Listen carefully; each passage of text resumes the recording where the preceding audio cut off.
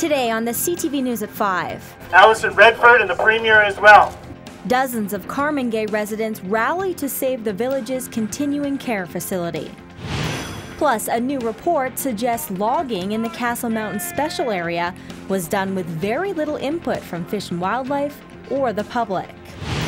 And strawberry? Meet a group of young entrepreneurs who are using ice cream to help others.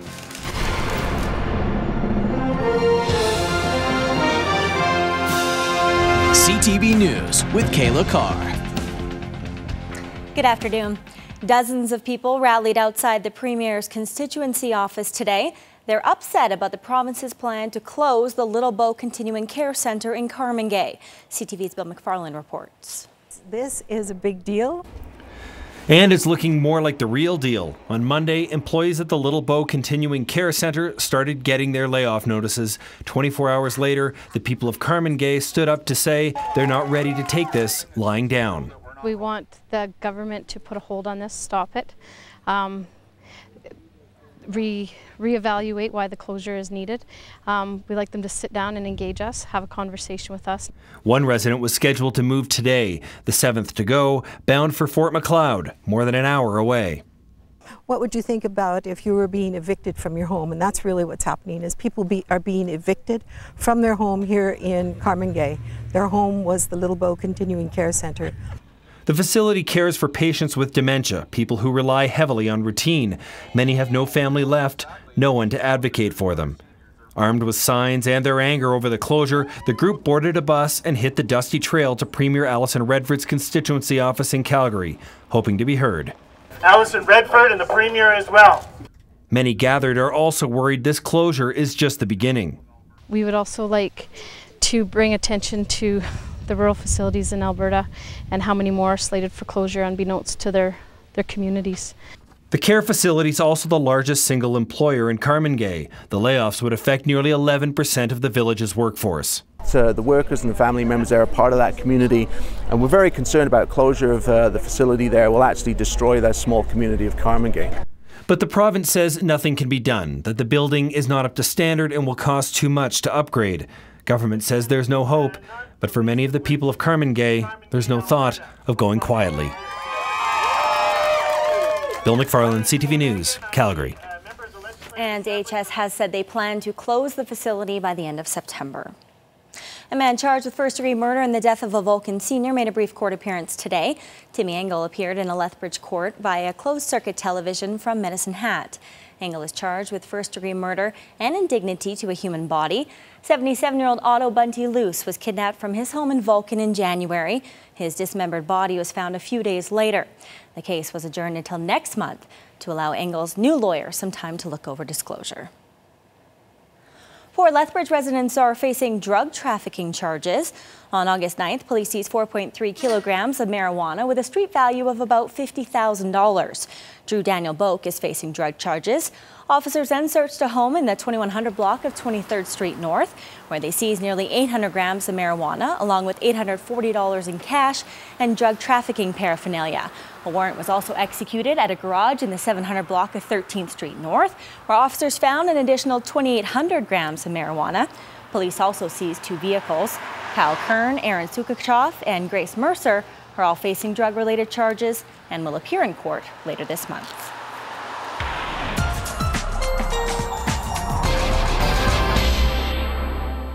And Dory joins us now with a first look at weather. Dory, a little wet and cool over the next few days, but that won't last long, of course.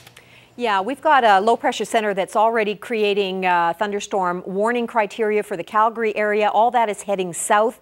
We should be seeing some thunderstorm activity in our late evening overnight hours, but it's not going to be with us very long. By tomorrow afternoon, we should be back into sunshine, and wait till you see the 5-day forecast. This weekend is looking very, very nice. I'll have the details coming up in a couple of minutes.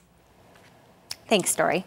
The Alberta Wilderness Association says newly released documents reveal the decision over logging west of Pincher Creek was made with little input from Fish and Wildlife or the public.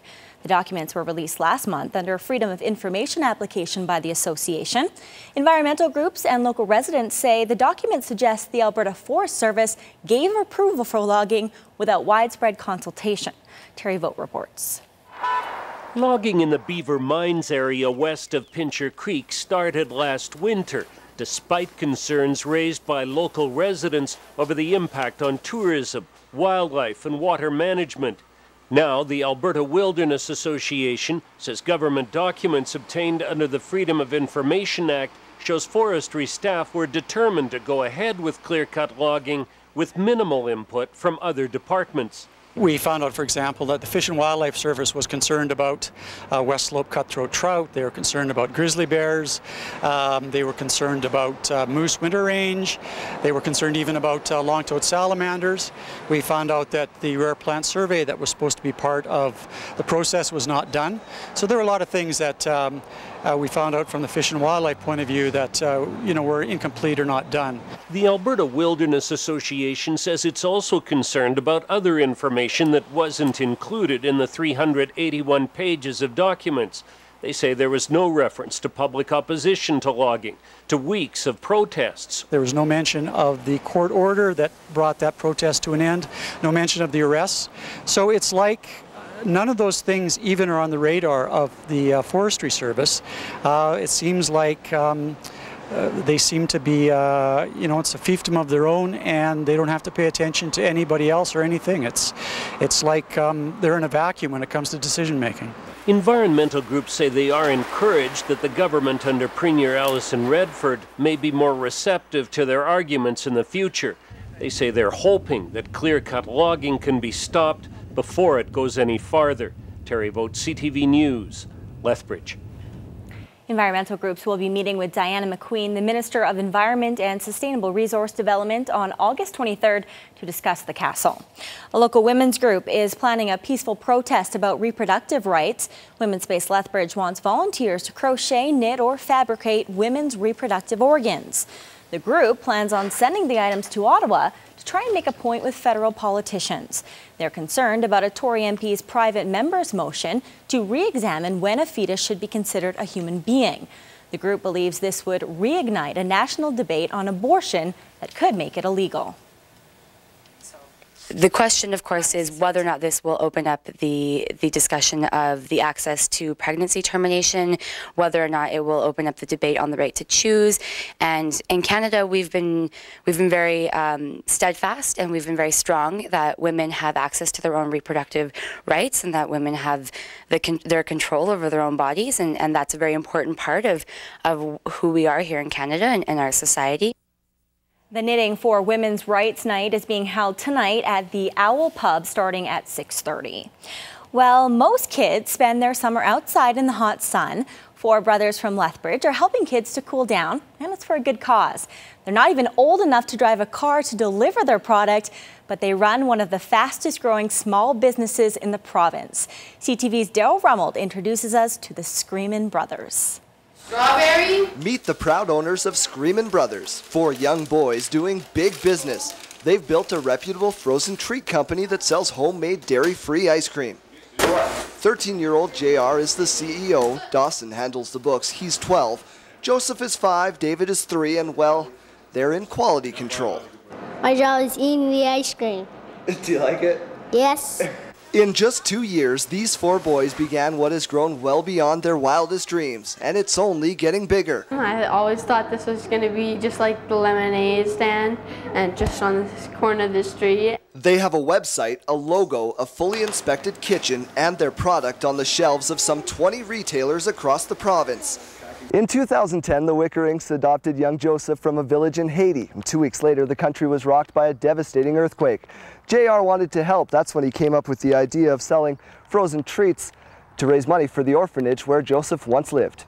At first, the brothers sold their ice cream to family and friends, always receiving rave reviews. So they decided to take it one step further and try it at a farmer's market. They sold out both days. We donate 5% of our net profits to children's charities internationally and nationally. And just the taste of it, it's very good, and that it's lactose free. JR and Dawson say they spend up to 20 hours per week working on some part of the business. Dad, Wayne, serves as the official driver as the boys make their delivery calls. Yeah, they've taken this to like ducks in the water.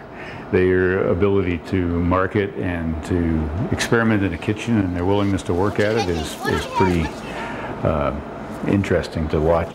The boys say that if the business melted tomorrow like the ice cream they make, that'd be okay. The ride itself has been a treat.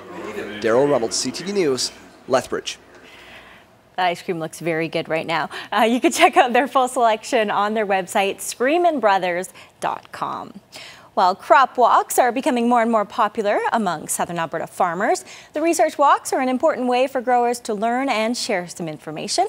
Michael Bonk has more in this week's Farm TV. Ryan Mercer is a seed grower in Southern Alberta who makes some of his land available to researchers from Alberta Agriculture. We asked Ryan why the research center was interested in his land.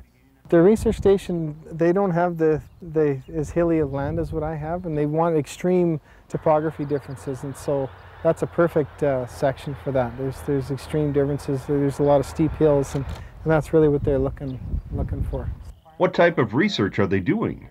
The variable rate study that they're doing on my place there is a 5-year variable rate study, and they're 3 years into it at this point. And so basically they're following my regular crop rotation for those years and seeing the difference on the different topography areas, the top slopes, mid slopes, and lower areas, and just see what the response is to different rates of nitrogen, phosphorus, sulfur. Cooperation like this between farmers and researchers takes place on many farms each year and ultimately is for the benefit of all producers and researchers. Farm TV is brought to you by DA Building Systems. And right now, let's take a look at today's markets.